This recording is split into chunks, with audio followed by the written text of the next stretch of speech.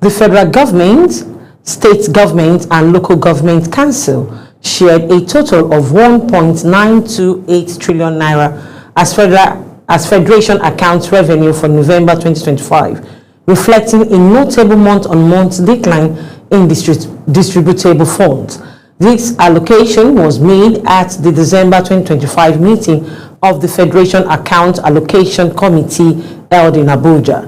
According to a press statement issued by the Director of Press and Public Relations in the Office of the Accountant General of the Federation, Bawa Mokwa. Welcome to Business Point, where we extract the Nigerian economy and the government policies. I am Kike Lomo Okele. The November allocation represents a sharp drop of 166 billion naira from 2.094 trillion naira shared in October, translating to a 7.93% decline. This contraction is significantly steeper than the marginal 9 billion naira, that is 0.43% decrease recorded between September and October 2025, when allocation slipped from 2.103 trillion naira to 2.094 trillion naira.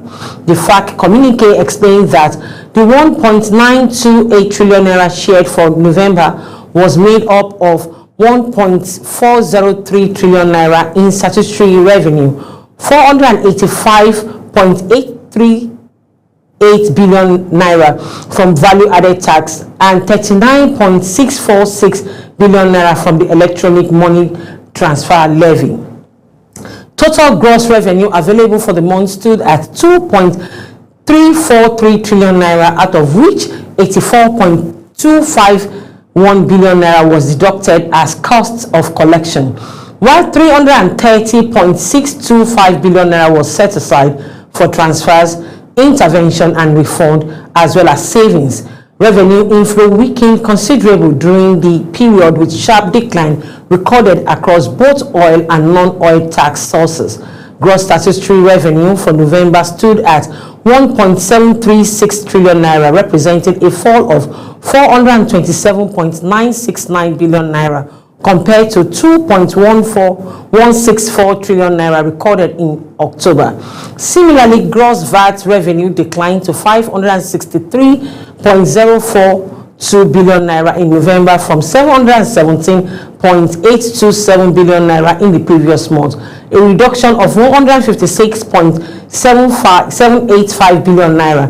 From the total amount shared, the federal government received 747.15 billion naira.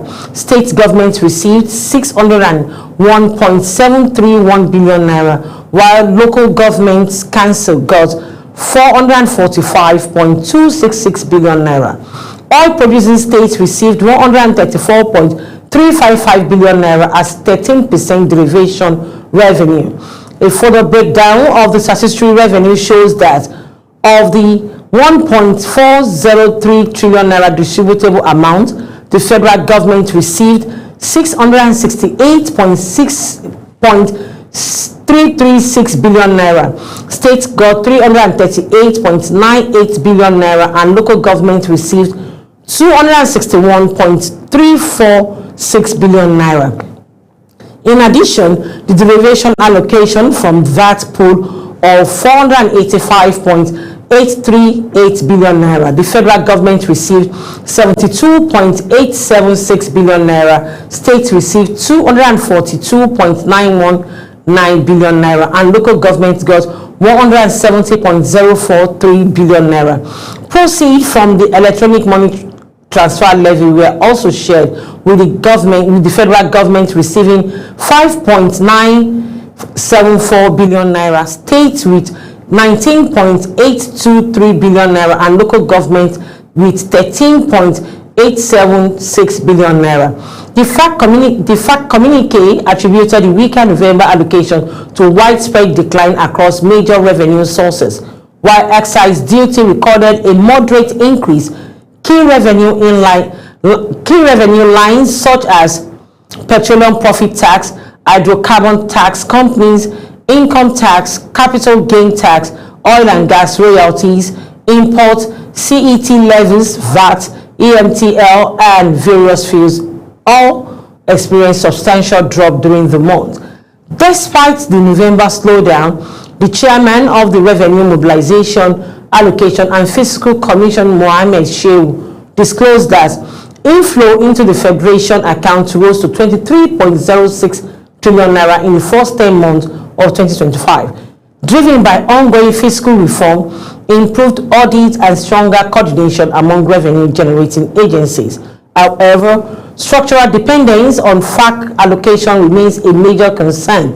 The latest budget state of state report shows that more than 30 states rely heavily on FAAC disbursement to fund their operations. According to the report, 31 states depend on FAAC for at least 80% of their current revenue, while 29 rely on it for at least half of their total revenue. In addition, 28 depends on FAAC for at least 55% of their revenue, and 21 states rely on for over 70%, underscoring the growing fiscal strain across national government. The sharp decline in November FAAC allocation highlights Nigeria's continued vulnerability to revenue volatility, particularly from oil and tax sources. While cumulative inflow for the year remains strong due to reform, the heavy reliance on most states on federal transfer exposes them to fiscal shock when revenue weakened. Without significant improvement in the internal generated revenue at the subnational level, many states and local governments may face mounting budgetary pressure in the months ahead. Nigeria headline inflation rate eased further to 14.45% in November 2025, signaling a moderation in price pressure following the rebasing of the Consumer Price Index. According to the latest inflation report released by the National Bureau of Statistics, the report shows that the Consumer Price Index rose to 130.5 points in November from 128.9 points in October, indicating a month-on-month increase of 1.22%. However, on a year-on-year basis, headline inflation declined from 16.05% in October to 14.45%, reflecting a continued slowdown in annual price growth. The NBS attributed the sharp year-on-year decline partly to the rebasing of the CPI, which the base year adjusted to 2024 from 2009. As a result, headline inflation in November 2025 was 20.15%, points lower than the 34.60% recorded in November 2024. The 12-month average inflation rate also slowed significantly to 20.41% compared with 32.77% in the corresponding period of 2024. Despite the easing in annual inflation, monthly price pressure remained evident. The higher month-on-month inflation rate suggests that average price continued to rise at a faster pace during the month, even as the broader inflation trend moderated. Food and non-alcoholic beverages remained the largest contributor to the headline inflation, accounting to 5.78% points on a year-on-year basis. This also followed by restaurant and accommodation services at 1.87 percentage points, transport at 1.54%, housing and utility at 1.22%, education service at 0.90%, and health at 0.88%. At the month-on-month level, food inflation was again the biggest driver of the price increase, contributing 0.49% alongside restaurant and accommodation service and transport. Urban inflation stood at 13.61% year-on-year in November, down sharply from 37.10% in November 2024. On a month-on-month basis, urban inflation eased to 0.95%, while the 12-month average urban inflation rate declined to 20.80%. Rural inflation remained higher at 15.15% year-on-year, although This was still markedly lower than the 32.27% recorded a year earlier. Monthly rural inflation accelerated to 1.88%, pointing to stronger price pressure in rural area. Food inflation moderated significantly on an annual basis, declining to 11.08% in November from 39.93% in the same period of 2024. However, on a month-on-month basis, food inflation rose to 1.13%, driven by price increase in staple food items, indicating persistent short-term pressure in food markets. Core inflation, which excludes volatile food and energy price, stood at 18.04% year-on-year, down from 28.75% a year earlier. On a monthly basis, core inflation eased slightly to 1.28%. Other sub-indices shows mixed movement, with energy, service, good inflation all recording increase during the month. At the state level, Rivers State recorded the highest year-on-year inflation rate, while Plateau posted the lowest. Significant variation were also recorded in food inflation across states, underscoring uneven price dynamics nationwide. Reacting to the development, the organized private sector says the sustained easing of inflation could strengthen consumer purchasing power and support business activities. However, private sector group cautioned that the benefit of lower inflation may not automatically translate into improved conditions for micro, small, and medium enterprises without deliberate policy support. Business leaders urged the federal government to complement its microeconomic reform with targeted credit facility for SMEs, warning that improved stability could disappropriate benefits large corporations unless access to affordable financing is expanded for smaller businesses. They also stressed that need for sustained support for agriculture, improved infrastructure, and policy consistency to keep food price in check and reinforce the disinflation trend. The moderation in the headline inflation to 14.45% suggests that recent policy adjustments and improved market stability are beginning to yield results, particularly on an annual basis. However, raising month-on-month inflation and persistent food price pressure indicates that households and small businesses are yet to feel full relief without targeted credit support and stronger supply-side intervention, especially for agriculture and SMEs. The gains from the easing inflation may remain uneven and fragile. The Central Bank of Nigeria has directed all stakeholders involved in point-of-sales transactions to establish dual connectivity with both the Nigerian Interbank Settlement System and Unified Payment Service Limited within 1 month, in a move aimed at strengthening the resilience of country's electronic payment infrastructure. The directive applies to acquirer, processor, payment terminal service aggregator, and payment terminal service providers, and is intended to address persistent concern arising from the routing of POS transaction through a single aggregator, which has often resulted in widespread service disruption.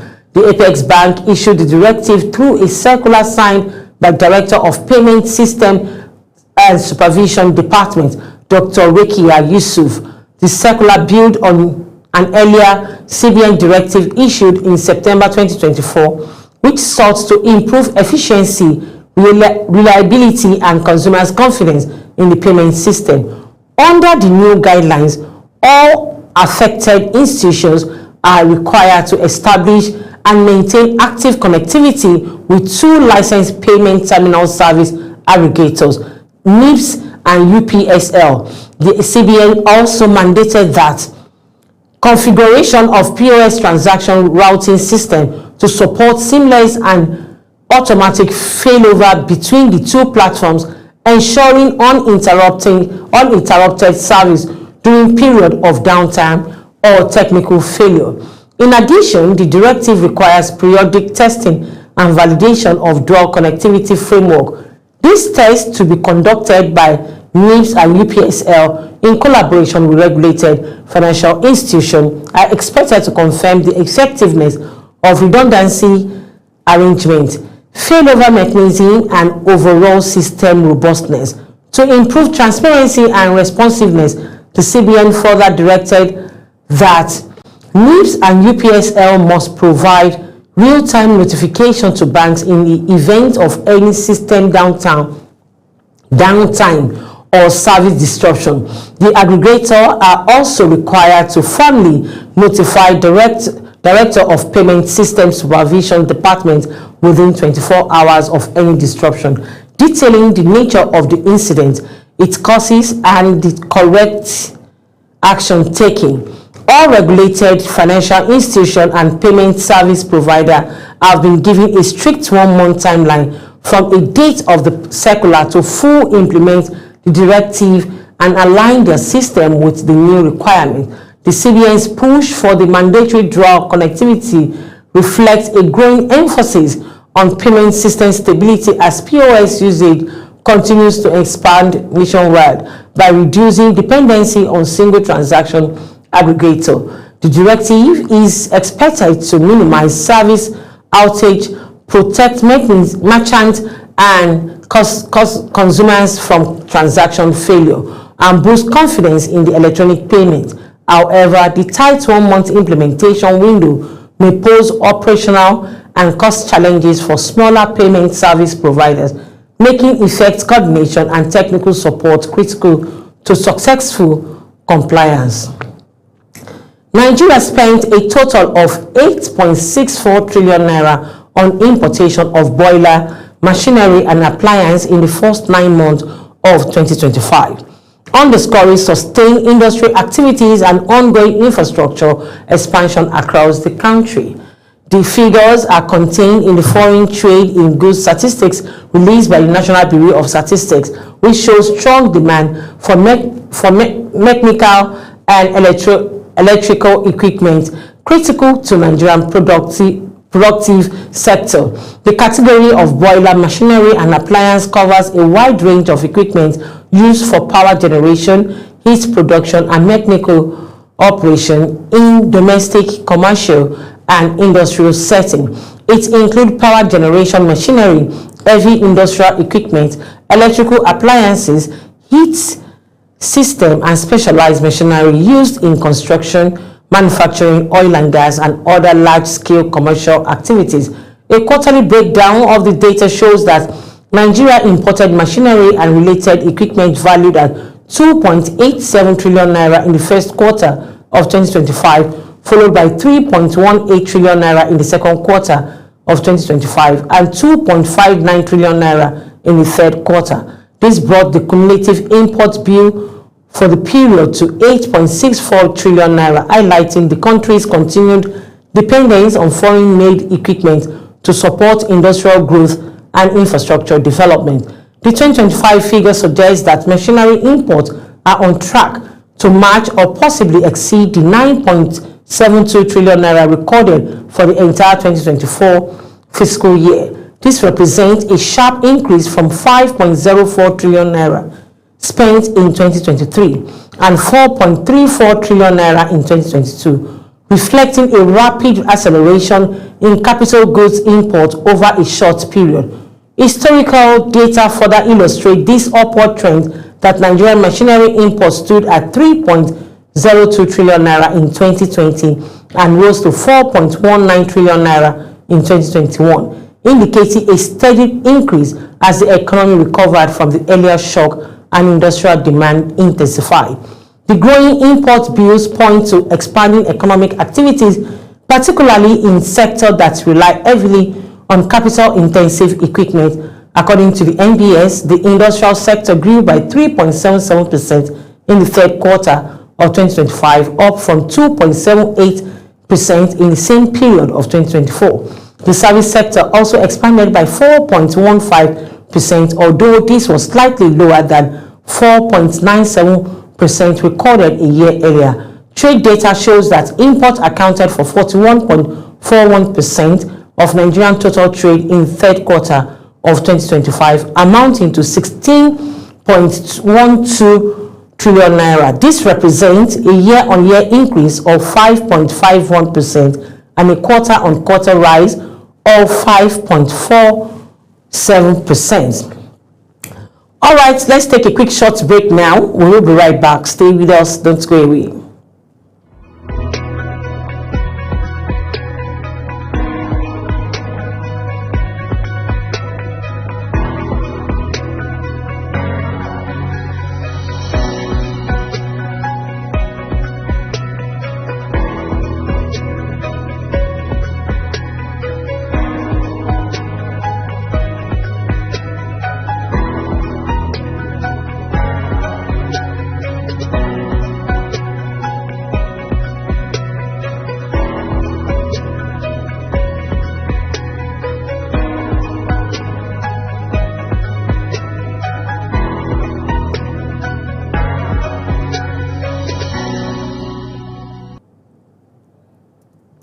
Welcome back. If you're just joining us, it's Business Point on Global Television, where we explain the Nigerian economy and the government policies.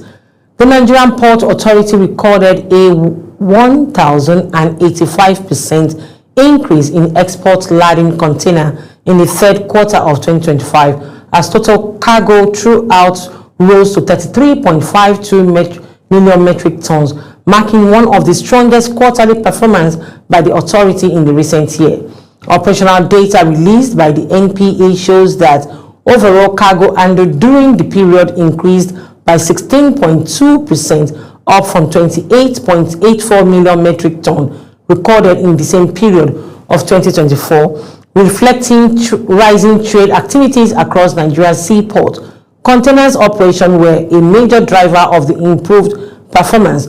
Total container traffic grew by 18.9% or to 546,931 20-foot equivalent units in the third quarter of 2025, compared to 460,038 TEUs in corresponding period of last year. Import laden container rose by 31.1% to 268,713 TEUs from 201,839 TEUs in the third quarter of 2024, while export laden containers jumped sharply to 69,039 TEUs from just 5,812 TEUs a year earlier. The surge in export containers contributed to a 21.5% decline in empty containers traffic, signaling a better balance between imports and exports and pointing to stronger non-oil export activities through Nigerian ports. Ship traffic also recorded notable growth during the quarter. Vessel call increased by 8.4% to 1,074 ships compared to 991 vessels in the third quarter of 2024. Total gross registered tonnage rose by 18% to 42.64 million from 36.13 million in the same period last year, indicating that Nigerian ports are increasingly attracting larger vessels. An analysis of ship calls by port location shows that Tinkan Port accounted for highest share at 22.7%, followed closely by Apapa Port at 22.2%. Onne and Lekki Port recorded shares of 18.9% and 18.4% respectively, while Calabar Port contributed to at least 2.1%. By vessel size, Lekki Port received the largest ship with an average gross registered tonnage of 57,244, followed by Onne Port at 51,276 GRT. Apapa and Tinkan Island Port handled vessel at average of GRTs of 35,556 and 34,400 respectively. The Delta Port recorded an average of 18,677 tons. A breakdown of the cargoes throughout by port shows that Lekki Port emerges as the growth drivers, accounting for 46.8% of the total cargo handled in the third quarter of 2025. On airport contributed 17%,